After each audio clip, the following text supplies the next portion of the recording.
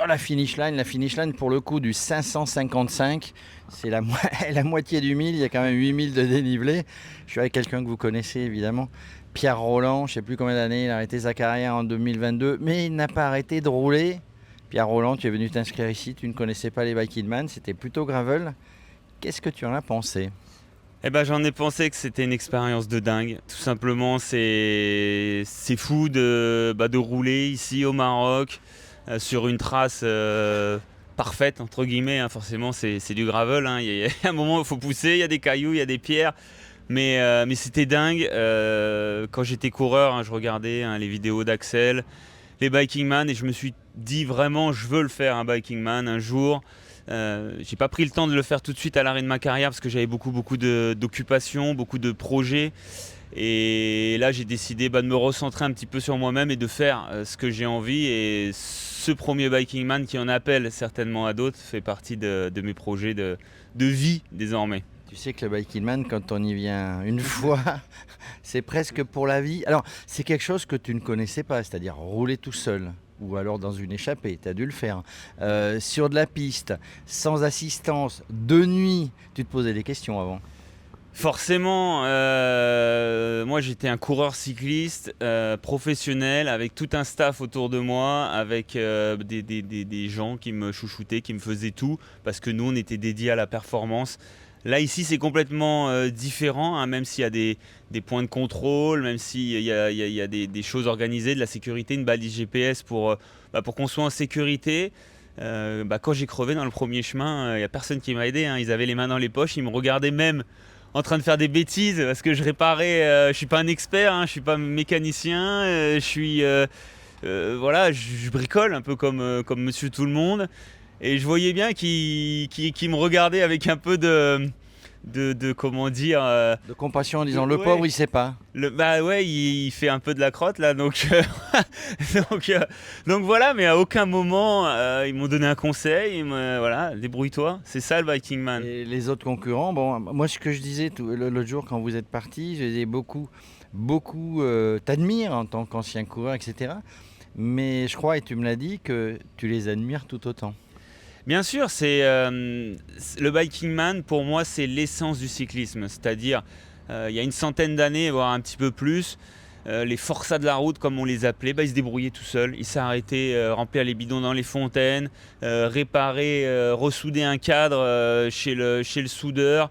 Et en fait, le Viking Man, c'est ça, avec des étapes à rallonge aussi. On a connu des étapes de 500 km, le Tour de France en seulement quelques jours. Ils couvraient la même distance. Et je trouve que ce format de 500 km, 1000 km, on est dans l'essence de ce qu'est le vrai vélo, j'ai envie de dire. En vrai, effectivement, tous ces gens-là qui n'ont pas fait carrière, qui n'ont pas fait le Tour de France, ils ont la même passion.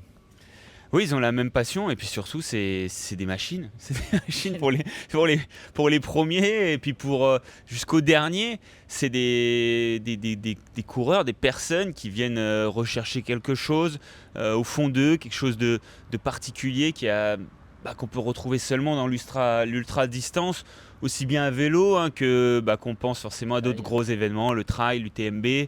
Et voilà, il y a quelque chose de mystique qui se passe à l'intérieur de toi.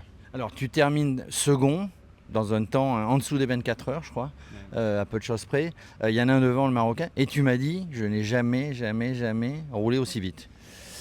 Pas aussi vite, parce que j'ai roulé bien plus vite dans ma vie d'avant, mais sur ce genre de parcours. J'ai jamais roulé aussi longtemps, avec aussi peu de pauses, et puis j'ai jamais fait autant de dénivelé en 24 heures. Hein. Le plus que j'ai fait, c'est peut-être une étape du Tour d'Italie ou du Tour de France, où on s'approchait des 5000 mètres de dénivelé. Là il y en avait presque le double. Puis c'est parti gravel, qui viennent user l'organisme à chaque section, qui viennent durcir meurtrir les corps. Et ouais, ça ça a été une expérience de dingue. Je vais voir combien de temps je vais mettre à récupérer, mais voilà, je pense qu'on me reverra un jour ou l'autre sur le départ d'un Viking Man. C'est ce que j'allais dire. En général, on est épuisé, mais on est content et on se dit quand est-ce que c'est le prochain. Je te voyais tout à l'heure discuter avec d'autres concurrents, vous demandiez quand est-ce que c'était le Brésil, hein, c'est le 13 octobre. Oui, forcément. En fait, c'est un peu les mêmes sensations. J'ai découvert le marathon cette année, en tout début d'année, avec le semi-marathon de Paris et le marathon de Paris en avril. Et c'est un peu la même sensation. Quand ça se termine, tu te dis plus jamais. Et puis, quelques jours ou même quelques heures plus tard, tu es déjà en train de regarder le calendrier, le planning. Donc voilà, le Viking Man, c'est comme le marathon. Ça faisait partie de ma to-do list, de ma liste des 100. Désormais, c'est coché. Mais on a quand même envie d'un petit peu plus, hein. On va dire le 550, c'est un peu comme être un semi-marathonien. Maintenant, il faut devenir le gap au-dessus, le vrai ultra, le vrai Viking Man. On va revenir sur le 1000. En tout cas, merci pour plein de choses. Merci pour ton partage, merci pour ta gentillesse. Voilà, moi, j'ai qu'un conseil à te donner. Tu l'as dit tout à l'heure, hein, j'ai personne ici, va laver ton vélo, hein, parce que le Giant là-bas, on voit presque plus la marque. On a envie de le laisser comme ça, hein. On a envie de plus y toucher, on a envie de plus y toucher, de le laisser parce que il a une histoire aussi à raconter. Il a vécu, il a subi, et puis surtout il m'a ramené à bon port. Et c'est vrai que c'est un partage avec la machine. On est en communion. Tout le long, on lui dit lâche-moi pas, faut que tu me ramènes à la maison. Et alors justement, juste pour terminer vraiment, des choses à changer pour un prochain Viking Man sur la machine? Si je pars sur plus long, peut-être un système de dynamo pour avoir de la lumière en permanence, peut-être une épaisseur de guinoline supplémentaire pour soulager un petit peu les mains. Sinon, franchement, je suis très très content de la machine. Elle a bien répondu, j'avais un bon rendement, une bonne position.